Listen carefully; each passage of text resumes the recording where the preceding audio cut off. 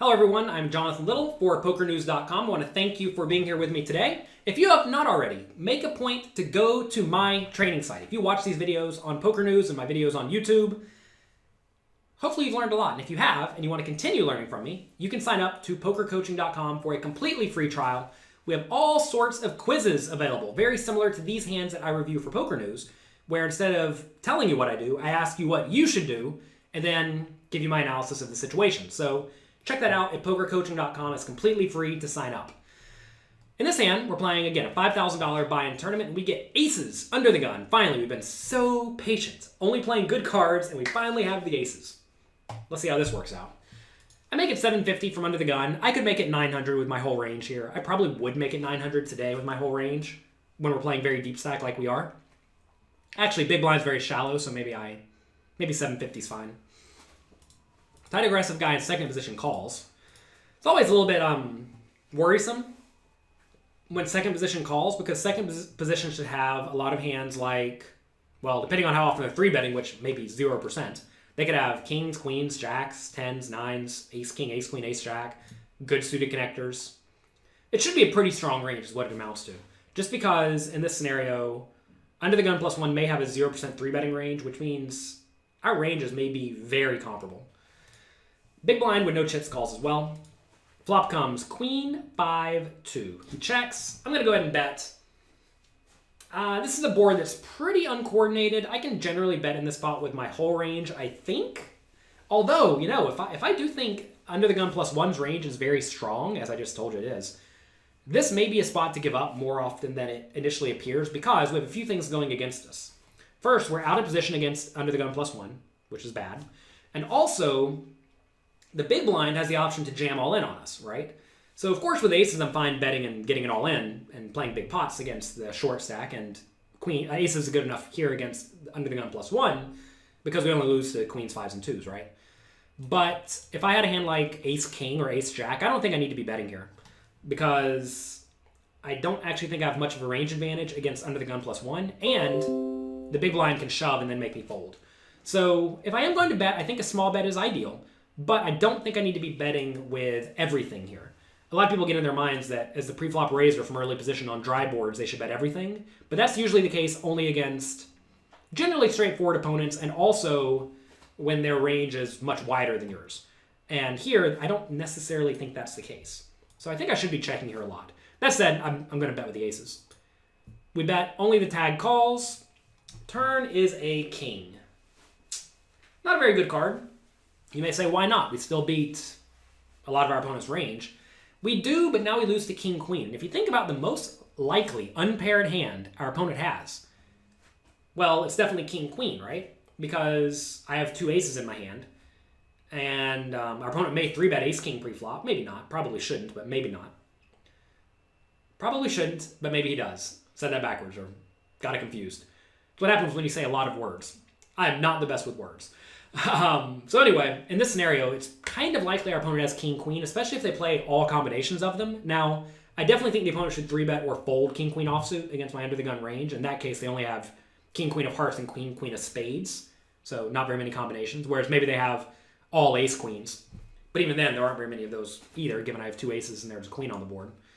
But the king is not good, because if our opponent does have kings, we lose. And again, I don't think we can rule out kings, because a lot of people flat 100% of their playable range when under the gun raises, and they're under the gun +1. They could still just have queens, 5s, or 2s that slow played. So I don't think this is actually that great of a spot. Also notice if the opponent has queen jack suited, he's probably not going to pay off the turn in a river bet. If he has ace queen, he's probably not going to pay a turn in a river bet. If he had ace queen, I mean, he may just fold the flop, right? So it's kind of hard to come up with very many hands that I can actually get called by if I bet the turn and the river. If you compare this to the previous hand I did for PokerNews.com, make sure you go back and watch that. You can find that on youtube.com/floattheturn, or you can find it on Poker News. In that hand, our opponent really overplayed their overpair in a situation where my range, to be fair, in that hand, my range was a little bit more marginal. But here, I think my opponent's range should actually be pretty good. You may say, don't you want to bet to price out the draws? Well, there are a lot of draws available.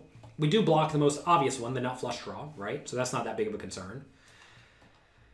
Would the opponent call the flop with Jack 10 of diamonds? I mean, well, yes, of course he's going to call the diamonds. Would he call with any clubs? Probably not. So we're really only worried about, what? King something of diamond, King Jack of diamonds, King 10 of diamonds, which may fold pre-flop, and Jack 10 of diamonds, which is probably, that would still be here. Maybe 10 9 of diamonds. So there are a few diamond draws. Really not very many combinations of those either. I think in this scenario, what we're mostly looking at is our opponent's going to have a marginal made hand that's not going to call a turn and a river bet, but will call one bet on the river, or a draw, which will very likely bet if I check, or a better hand. And there actually are a decent amount of those. So I decide to check, which I like a lot. Opponent now bets 2,700, which is half pot. And whenever I check here, I'm not trying to fold. I think folding would be way, way, way too tight. I'm also not trying to raise. Again, this is a marginal made hand. Do not think that aces here are good just because they are strong a pre-flop hand. I call. River's about as a blank of a card as it can come. I check, and now the opponent bets rather large. So this is a tough spot, right? Because there really aren't a whole lot of obvious bluffs besides the busted diamond draws. And the only time calling in this situation on the river makes sense, I think, is if the opponent is going to turn some hands like pocket tens or queen jack suited into a bluff, trying to get me off of a hand like a king or ace queen. And the kings would be like ace king, right? Which again, I said maybe you shouldn't even bet the flop. Maybe I could have a king with a diamond. I mean, those hands could bet the flop for sure. And they would definitely check call the turn. So those are some kings I could have, but would I ever fold a king to this bet size? Probably not, right? If I'm not folding a king to this bet size, this is just screaming value to me.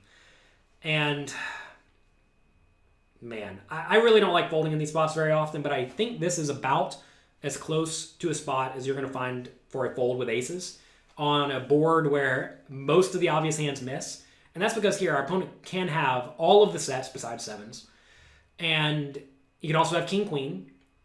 And he probably is not going to find enough bluffs. So the fact that I lose to all the value hands, or at least the vast majority of value hands, and the fact that the opponent's going to have a hard time bluffing, I think makes this very close to a fold. The opponent could have ace king. You know, maybe the opponent calls my small flop bet with ace king, then bets turn. But would he blast a river like this? Probably not, right? I think this is close to a fold. That said, you all know me. I just call every time. And the opponent has a set of queens. So interestingly enough, how would this hand have played out if our opponent just raised the flop? I bet 1,200 on the flop. If he raised it, let's just go back here so we aren't confused. A great feature of this replayer, easy hand replayer, is the fact that you can just go backwards immediately in 1 second. If he raises here to 3,000, I would definitely not fold. I would call. On the turn, pot would be, what, 7,000, or how much bigger? Pot would be about 5,000 bigger, so there'd be 10,000 in there. He'd have 25,000 left, give or take. He could then bet like 8,000 on the turn and then jam the river, and I don't really see how I find a fold, especially given there are a lot of draws available then. As played, I think he may actually remove a lot of the draws from his range, right? So if he removes a lot of the draws from his range, because those may want to raise on the flop, not necessarily the turn, but maybe the flop, I think his range should be much, at least more polarized then. Whereas when we get to the river as we did, his range should be very nut heavy. So anyway, we lose this hand to pocket queens. It's a big bummer, but you're not going to win every hand. So that's it for today. Hopefully next time we have another video from PokerNews.com, we can figure out a way to win. Thank you very much for being here. Good luck in your games. Have fun. And I'll talk to you next week.